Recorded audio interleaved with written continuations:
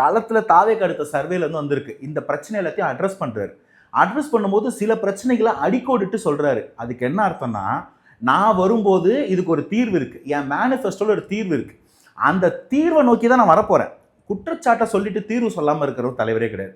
அந்த தீர்வு என்னைக்கு வரும்னா மேனிஃபெஸ்டோ வரும். அந்த மேனிஃபெஸ்டோ வரதுக்கு ஒரு டைம் இருக்குது. எலெக்ஷன் அனௌன்ஸ் பண்ணணும், கோட் ஆஃப் கண்டக்ட் வரணும், அப்போ தான் கட்சி வந்து மேனிஃபெஸ்டோ அனௌன்ஸ் பண்ணுவாங்க. ஆனால் அவர் சில இடங்கள் அழுத்தி சொல்லும்போது எனக்கு புரியுது, இதெல்லாம் ஒரு மேனிஃபெஸ்டோவில் இருக்குது, இதெல்லாம் தான் ஒரு தீர்வாக வாக்குறுதிகளை கொண்டு வந்து மக்கள் மன்றத்தில் நிற்க போகிறாரு அப்படின்னு புரியுது. டு பி ப்ரிசைஸ், நீங்கள் கேட்டப்போ இந்த கட்சித்தீவு பிரச்சனையை பொறுத்த வரைக்கும் இன்னைக்கு இமீடியட்டாக கேட்டால் என்கிட்ட சொல்யூஷன் இல்லை. தமிழகத்திற்காக பாஜக அதை செய்யணும்னு முற்பட்டாங்கன்னா வெரி வெல் வெல்கம். அதை தான் அவர் வந்து அந்த 2வது மாநாட்டில் முதல்ல கேட்டார், அந்த கட்சித்தீவை மீட்டு கொடுங்கன்னு கேட்டார். பட் நீ கொடுத்து தான் ஆகணுன்ற சொல்ல நிலைமை நம்ம இல்லை.